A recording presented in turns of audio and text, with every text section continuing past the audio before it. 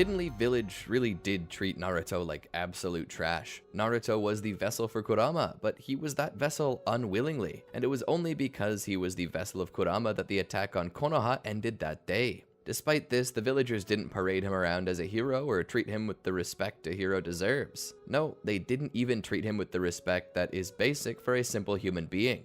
Naruto's dreams, his ninja way, his duty to his village saw him sacrifice time and again for the village, despite the village not wanting anything to do with him. While training on the Turtle Island just before his debut in the 4th Shinobi World War, he encountered a dark part of himself that told him that even though he was now a hero, he still secretly bore a grudge against the village. And as he fought Sasuke at the bridge in the Land of Iron, even Naruto stated that it so easily could have been him who had chosen the path of darkness instead of Sasuke. So it makes me wonder, what would have happened if Naruto really had chosen the path of darkness instead of Sasuke and had left the village? I suppose that's what we're going to talk about today. Welcome to the AMIAGO. Before we begin, only 25% of our viewers are subscribed, so if you're a fan of the video, please like and double check if you're subscribed. And with that out of the way, let's get into the video. In a dark alleyway somewhere in the market district of Konoha, not too far from Naruto's apartment, Naruto lay in a puddle. He hardly had the strength to move. His face was bloodied, bruised, and swollen. He was sure that he had some fractures in his ribs, and he knew that his body would bear marks from this incident for quite some time. Rolling over onto his back, he wondered why it was that he'd be picked on like this, by adults no less. Raising himself up from the ground, he began to stumble out. It didn't matter to him that his clothes were wet and mud-caked. What, was he supposed to be embarrassed that society would see him this way? It was society that beat him up, members of it anyway. As he trudged home, he received many a different look. There were a few who almost felt bad for him, as if thinking that even if the village hated him, it shouldn't get physical like that. Others, of course, thought that whoever attacked him hadn't gone quite far enough. None of their opinions mattered to Naruto. All he wanted to do right now was to get home, and that's exactly what he did. He stumbled up the stairs of the apartment building, using the railing for support, trying not to move too fast because of the labor it took just to breathe. His cracked and bruised ribs made it hard to breathe, as if every breath were a battle. He wanted to breathe less due to the pain, and so he took it slow, trying not to excite his heart rate. Making it to his apartment, he checked his pockets for the key. Sadly, it wasn't there anymore, so he bent down, pulled the welcome mat back, and took the spare key. How ironic it was that Naruto had a welcome mat. No one ever came to visit him, and given the relationship he had with the other villagers, well, let's just say if they came over, the mat would be a lie. Sliding the jagged piece of metal into the keyhole, there was a clang and a crunching sound deep within the doorframe. Naruto twisted the key, and the sound of a latch disengaging could be heard. Naruto pulled the key free and twisted the handle, opening the door. He stepped in, closed it behind him, and engaged every lock he had. Stumbling through the hall to the main room, he made it to his freezer where he already had a couple cooling pads thrown in. Peeling them from the wall, he took them with him to his bedroom. He crawled into his bed, not giving a crap that he was probably gonna ruin his sheets with the mud. He took one pad and pressed it against his ribs before wrapping the section in an old spare pillowcase and pressing it to his face. He reflected on the situation, how they had attacked him for pretty much nothing. Yeah, maybe Naruto had talked some trash to them, but after the things they had said to him, could you blame him? You think that just because you're a genin now, it gives you the right to talk to us like that? Sounds like you need to be taught some manners. That had been the words of one of the assailants as they dragged him into the alleyway.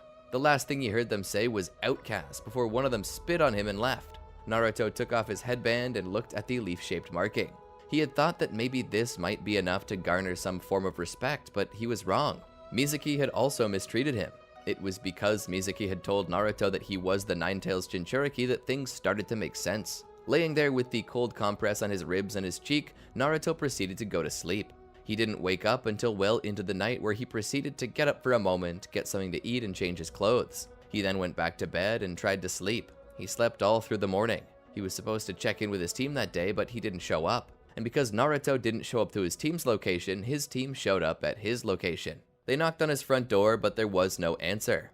Kakashi would slip around back and sneak into his window, where he would unlock the door and let Sakura and Sasuke in. "Naruto!" Sakura called out. From behind a closed door, his voice shouted, "Go away!" Kakashi would put his hand on the door and twist the handle. Pushing the door open, he saw Naruto laying under dirty sheets on the bed. Kakashi motioned Sasuke and Sakura in. "What are you still doing in bed?" Kakashi asked. He then noticed the bruises on his face. "Are you okay? Did you get beat up?"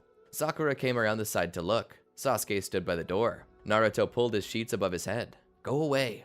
Kakashi tried to pull them back down, but Naruto resisted.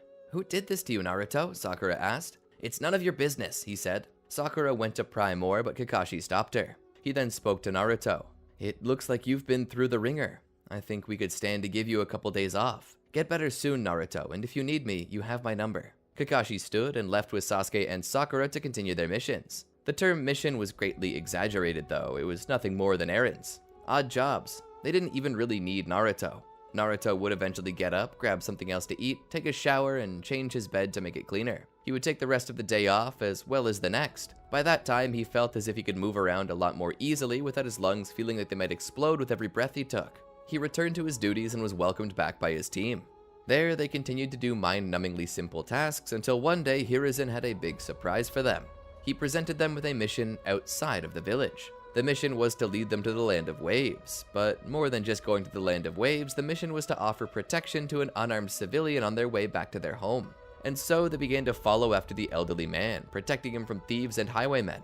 Not that there really were any so far, but when they finally did encounter resistance, it wasn't exactly what they thought. It was highly trained shinobi in the form of the Demon Brothers and Zabuza. And of course, Naruto froze against the Demon Bros as he normally would. And Sasuke was not about to let him get away with that without letting him know that he was a wuss. This hurt Naruto's feelings even more, but he managed to use that ire and turn it into strength as Zabuza arrived. Thanks to Naruto and Sasuke's teamwork, the two of them managed to defeat Zabuza and rescue their mentor. Kakashi, however, was far too tired to continue due to overusing his Sharingan, and so they stayed at Tazuna's house, where Kakashi would have them train to run up trees. Sakura understood it before even her first try. Sasuke and Naruto, though, had a bit of a harder time with this, and ended up basically training all night. Eventually, Sasuke managed it, leaving Naruto to try all alone. He worked himself until he eventually fell asleep. The next morning, he would wake up to a nearby presence and would sit up. He would then notice someone gathering flowers. The boy introduced himself as Haku. They talked for a while and almost seemed to become friends. Naruto felt the urge to confide in Haku about things he had experienced, and Haku listened. "So you're saying that you have the Nine Tails within you, and because of that, the people who put it there hate you?" Haku asked. Naruto nodded. "No matter what I try, they refuse to respect me. I thought that maybe becoming a shinobi would make them respect me, but I was wrong. Not too long ago, they actually beat me up, all because I'm the monster they turned me into against my will." Haku sat there, listening sympathetically. "It sounds like you're a tool to be used, but sad enough, in the shinobi world, that's common. I too am a tool for my mentor, and if he asked me to die for him, I would." Naruto sat there. "Does he care about you?" Haku thought about it. "I think he does." Naruto nodded. Haku then said they had to leave, but thanked him for the conversation. Naruto would continue training all day, well into the night, where he would manage to complete the proper chakra control to stick to the surface of the tree. With that done, Naruto made his way back to Tazuna's house. After supper, he went straight to bed and slept through the night, well into the day until about noon. By that time, Kakashi, Sakura, and Sasuke were all at the bridge, protecting it from Gato and his goons. Naruto would get up and get ready as fast as he could. As he left, he would manage to stop a kidnapping attempt on Inari and Tsunami and would begin to make his way out toward the bridge, inspiring Inari to follow in his father's footsteps and take up the role of hero to his village. As Naruto gets out to the bridge, everyone is surprised to see him there, but just as you would imagine, Haku and Zabuza show up to cause a ruckus. Naruto and Sasuke end up engaged in battle with Haku, though the mask keeps Naruto from knowing Haku's true identity as Kakashi faces off against Zabuza. Sakura, on the other hand, is protecting Tazuna. As Naruto and Sasuke fight against Haku, it becomes apparent that Haku's true potential is beyond what Sasuke and Naruto can handle at that moment. This results in Naruto and Sasuke both being defeated. But as Haku goes to finish off Naruto, Sasuke gets in the way and takes the shots for him, causing Naruto to believe that Sasuke is dead. This causes Naruto to rage out and awaken his initial Jinchuriki cloak. With it, he manages to completely decimate Haku and sends him flying back, breaking his mask. Naruto is surprised to see Haku's true identity. "Haku? Why? What's going on?" But before Haku can answer, he sees that Kakashi has defeated Zabuza and is preparing to kill him. Haku rushes over with incredible speed and takes the Chidori for him, dying in the process. After this, Zabuza raises his blade to slice through Haku and kill Kakashi. Naruto reawakens his power and dashes over, striking Zabuza so hard in the stomach that Zabuza misses his strike and nearly collapses. Naruto takes the Executioner's blade and swings it at Zabuza, embedding it in his torso, knocking him back and causing Zabuza to die. Naruto begins to lament Haku, how he was treated by the man who had raised him as a tool and a weapon, and eventually discarded. At about that time, Gato and his men show up, and his disrespect for the bodies of Haku and Zabuza send Naruto over the edge. In his initial Jinchuriki cloak, he utilizes the multi-shadow clone jutsu and manages not only to kill Gato, but all of his men. The scene is enough to leave Sakura aghast as she mourns over the body of the suspected but not actually dead Sasuke. Kakashi sees this and watches. He feels bad deep down. He's watching a child lose their innocence in a world filled with so much hatred. Now, the darkness of the shinobi world is rubbing off on Naruto, just as it had rubbed off on Kakashi himself all those years ago. Naruto eventually finishes. Having killed many and driven off the remaining survivors, now coated in blood, he falls to his knees and looks down. Kakashi approaches him from behind. "Why?" Naruto asks. "Why what?" Kakashi asks in response. Naruto is silent for a moment before continuing. "Why is it that the world so easily uses you and then throws you away? Why is it that people kill with smiles on their faces? Why is it that people forget the value of a human life?" Kakashi took a deep breath and sighed. "Because the world is filled with evil, Naruto. The world is corrupt. It's sick with sin. It's diseased and filled with darkness." Naruto looks down. Is that what it means to be a shinobi? To be used and then cast aside like you never mattered? Kakashi thought about it. Sometimes the cost of being a shinobi is everything. The most honored shinobi cemetery in all of Konoha is filled with graves that have no names on them. We don't know who those shinobi were, just that they died in service to the village. And what of those not remembered? What of those who gave up everything and ended up hated, mistreated, disrespected? Will I end up like Haku and Zabuza? Or am I destined to become like Gato? Kakashi hugged Naruto. "It's gonna be okay, Naruto." It was at about this time that Sasuke began to stir, proving that he was still hanging on to life. Sakura was pleased to see him alive and hugged him tightly, hiding her face from the carnage and trying not to think about what she had just seen. They rested for another night at Tezuna's home before returning back to Konoha. At this time, they found the village overrun with shinobi from every corner of the world. Naruto asked Kakashi what was going on, and Kakashi explained that it was the Chunin exams. It was a special test that genin could take. If they passed and did well, they'd be granted the higher rank of Chunin, which meant that they could take on more dangerous missions. More missions not too unlike the ones they faced in the Land of Waves. Team 7 seemed interested in these exams, so Kakashi proposed pushing his team up a rank after explaining the nature of the mission that they went on and how his team reacted. Hiruzen would consider it and approve it, along with the students of his son, Asama, as well as the team of Kurenai. Team 7 would be informed of Hiruzen's approval, and then would be told that they could take the test, but only if they felt personally like they were ready for it. Team 7 discussed it among themselves and agreed that they should take the test. So they made their way to the academy where they signed up for the Chunin exams. Naruto was quite excited. He would find it hard to sleep that night, and in the morning, as it came, he found himself waking up earlier than normal. He got ready and proceeded to meet up with his team for the exams. There they saw how many others would be there, many of which their teams would be in contention with. The rookie 9 were all on their own teams, but there was no ill will between them, but instead mutual respect. But as for the other teams, they looked like they wanted to eat them for breakfast. As the exams began, the first test was on paper, and Naruto, being the brick he was, had no clue what he was going to do with it. He tried his best to answer the questions, but was certain he was getting it wrong. Then came the final question, which was a real make-or-break moment, regardless of the questions asked before. The proctor, Ibikimarino, stated that if this question was taken and answered incorrectly, never again could the genin attempt to pass to a higher rank. Despite this, Naruto took the question anyway, as he knew that even if he never left genin, he could still become the Hokage. All it would take would be just more hard work. But as I'm sure you all expected by now, the final question was a test in and of itself, and by having the guts to take it, each shinobi passed. They then moved on to the Forest of Death, a more practical test for teams of genin who might become chunin, a way of measuring them up against the other teams in an environment not too different than what they would face as genin. Entering the forest, Naruto, Sasuke, and Sakura all made their way through, and they reflected on their objective. A rousing game of capture the flag in which there were two types of flags, the Earth Scroll and the Heaven Scroll. Team 7 had a Heaven Scroll. Both scrolls were evenly distributed at random among the teams as they went into the Forest of Death. This was designed to force genin not only to track targets, but to distinguish targets based upon the scroll they carried. One could not pass with 2 Heaven Scrolls or 2 Earth Scrolls. No, they needed one of each. And the issue with this test was more than just taking the scroll, it was finding out who had the one you needed while protecting your own. And that was where a lot of issues came from for Team 7. They were having a hard time finding other teams and distinguishing who had what. Sasuke then had an idea.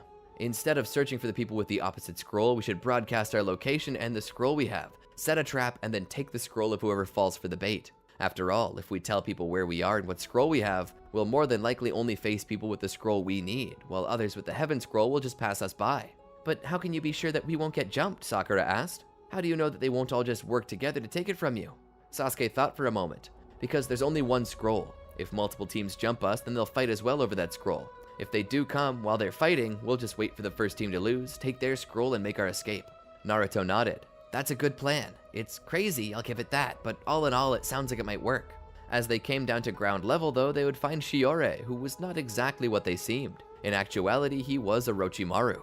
Orochimaru had come for Sasuke's body. The killing intent that Orochimaru put off was enough to cause most of them to freeze, but Sasuke, through the pain of stabbing himself, and Naruto, through sheer determination not to be outdone, engaged in combat. As they did, Orochimaru proved why he's at the top of Konoha's bingo book. The duo continued the fight as Sakura remained frozen in the background, wondering how it is that Naruto and Sasuke have the strength not to fall apart under Orochimaru's gaze. The fight continues on, and Orochimaru manages to push Naruto back. Having an opening, he goes to brand Sasuke with the curse mark of heaven. However, before he can, Naruto rushes back and knocks Sasuke out of the way. In so doing, Naruto accidentally was bitten by the snake instead, and that causes Naruto to be branded with a curse mark. Naruto falls to the ground, writhing.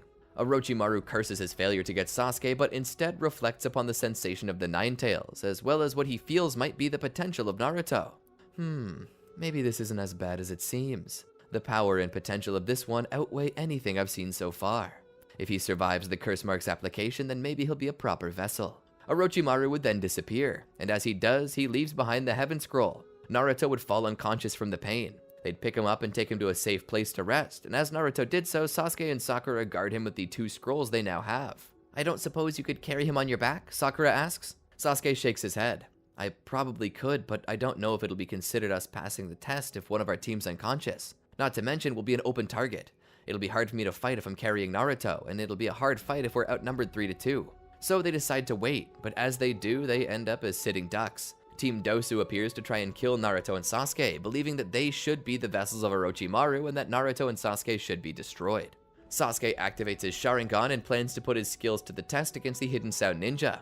He tells Sakura to protect Naruto and the scrolls while he does the fighting.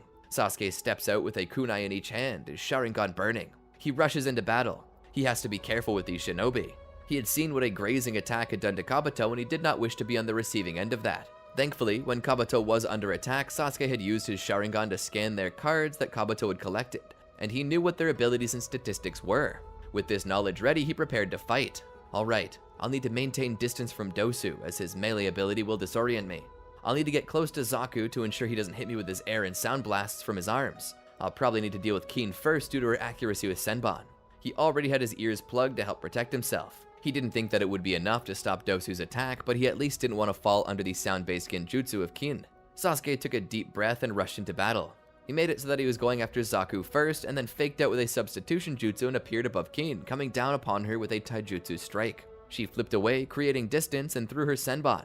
Sasuke saw them all coming with his Sharingan and threw kunai at them, ricocheting off each Senbon into the next and knocking them all down. Dosu came in with a strike from his strange sound-making gauntlet, but Sasuke rolled to the side to avoid it. Zaku would then fire a stream of air and sound at Sasuke, but Sasuke would dodge this too. He would go behind a tree to hide himself. Senbon would be embedded into the tree's bark. He would wait there for a moment and take a deep breath. He would then begin to run up the tree for a surprise attack. Dosu heard this though and looked to Zaku. He pointed up as to say that Sasuke would be coming in from above. Zaku nodded in acknowledgement and pretended not to know where Sasuke was. Sasuke would then eventually jump out from the upper leaves of the tree. As he began to fall toward them, Zaku would immediately look up, aim, and fire a shot at Sasuke. Sasuke couldn't dodge and would strike the tree hard. He would begin to fall, only for Dosu to strike Sasuke with his gauntlet, knocking him into the tree again. As Sasuke tried to stand from these attacks, he saw the world spinning around him. He was so disoriented that his Sharingan's enhanced perception was turned against him, making him even dizzier. He would puke from how dizzy he was. Before he could attack again, Kin threw her Senbon into his body, causing Sasuke to go down, partially paralyzed. That really wasn't so hard. Orochimaru really wanted you? Pathetic, Dosu said. Kill him.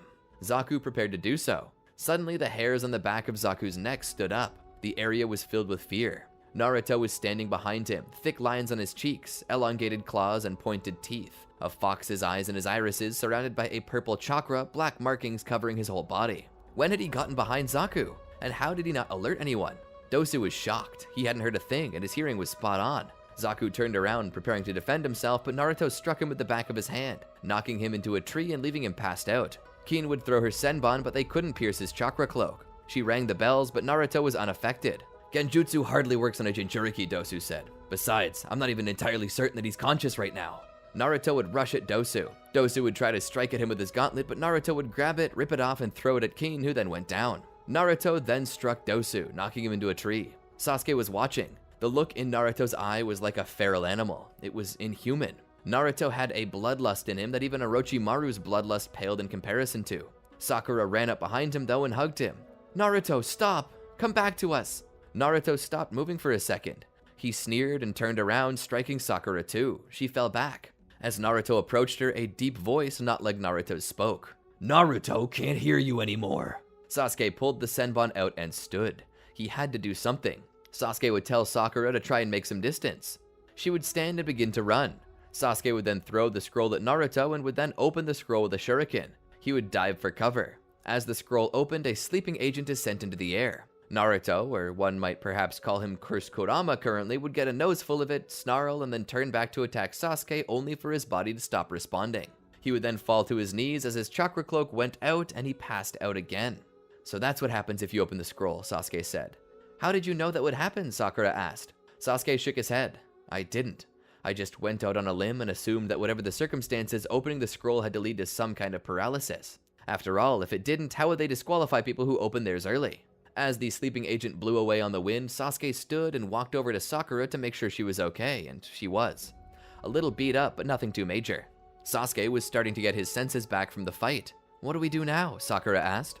Sasuke sighed. "Let's hope they pass us, even if Naruto's unconscious. Grab the scrolls, let's go."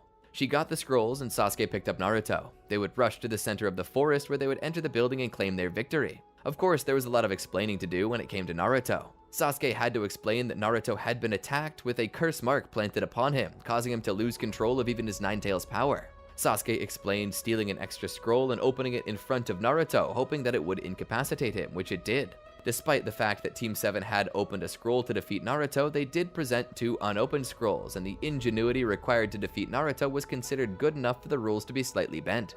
However, the bend in the rules still had Naruto disqualified, though this was probably for the best, though Sakura and Sasuke were allowed to continue. Kakashi would place an evil sealing Fuinjutsu over the curse mark to keep Naruto from being plagued with it. Naruto was very disappointed to be disqualified, but understood. Due to the situation though, Hiruzen called back Jiraiya to the village and immediately began training Naruto to deal with this tailed beast. Naruto and Jiraiya would train to control the Nine Tails, and Naruto would make very little progress because of the interference from both the Cursed Seal of Heaven as well as the Evil Sealing Method seal. Despite training for a month, Naruto learned painfully little and was quite frustrated by this. After this though, the Chunin exam's final rounds were to begin, and Jiraiya decided to give Naruto time off to go see it. Sakura had been double KO'd with Ino, but Sasuke got to move on. His next fight was one that was highly anticipated by everyone. He'd be facing Neji, the prodigy of the Hyuga clan. In this battle, they were going to test the Sharingan against the Byakugan. And while the Sharingan had many abilities, observation and sight were something that the Byakugan did better. Due to this, Neji managed to overtake Sasuke with his gentle fist style. Sasuke had, for a while, kept his distance from Neji and had done well managing the close range of Neji's gentle fist, but in the end, Neji was also a prodigy, and when he got Sasuke into his range, the battle ended quickly. This resulted in Neji being the next to advance, and being the one to face Gaara in battle. However, Gaara's sand was the perfect defense against Neji's gentle fist, which left Gaara as the victor of the Chunin exams. However, a trap was sprung, and as a smoke bomb went off in the Hokage's office, Gaara would release the One Tail in the middle of the village. He would go about destroying things. Jiraiya would, with Naruto's help, fight against Gaara on the back of Gamabunta. All the while, Orochimaru fought against Hiruzen. In the end, Hiruzen managed to seal Orochimaru's arms as well as the souls of the undead first and second Hokage. And after that, Gaara was defeated, though he managed to escape with his siblings' help. The village was left in shambles though, and many had been killed. Fear of the tailed beasts increased as the Chunin exams had become a painful reminder of the devastation that had occurred 12 years prior. Naruto was trying to hide at that point for his own good, but as he was going home one day, he was surrounded. Shinobi, private citizens, they all blamed him for the death of Hiruzen, as well as for the deaths of all those killed by the One Tail. "How am I responsible? I wasn't the one who killed them." This fell on deaf ears. After all, he was a Jinchuriki like Gaara, so how was he any different? Surrounded and unable to defend himself, Naruto was beaten to a bloody pulp and left unconscious on the side of the road beside his apartment. He'd be found by Kakashi, who would rush him to the hospital. He would then be left in a coma due to how badly he'd been beaten. All the while, Danzo would fill Hiruzen's shoes as Hokage. Naruto would awaken, but as he did, he would not awaken to the sight of his friends and mentors. No, he would awaken in the middle of the night, to the sight of the sound 4. Well, currently there were 5. Kimimaro was there. "Who are you?" Naruto asked. "We are emissaries of Orochimaru," Kimimaro said. "You don't have to be afraid of us. We're not here to hurt you." Naruto sat there all the same, ready to defend himself. Kimimaro spoke. "You know, it really wasn't right what the people did to you. The way they beat you like that. You didn't do anything to them. To be frank, we deserve to be beaten more than you. I think that was really trashy. You're an outcast because they made you an outcast, and they hate you because you are what they made you. Why do you put up with that?" Naruto thought about it. "Honestly, I don't know anymore. Maybe it's because I wanted to be a capable shinobi so that maybe one day they might respect me." Kimimaro sighed. "Listen, there's a place where even outcasts are respected, where no matter what you are respected. Orochimaru has you marked, so it's obvious he wants you there. If you come with us, we'll take you. Would you like to go?" Kimimaro extended his hand. Naruto looked at it for a few seconds and then took it. "Yeah." And that's where I plan to end it for the day. What did you think? Honestly, it wasn't super hard to change the way that Naruto acted to get him to reach this point. He'd already been treated really badly, so imagine a Naruto who just gets tired of it all. A Naruto who gave in to that dark counterpart he was shown to have. I wonder where this story will go from here though.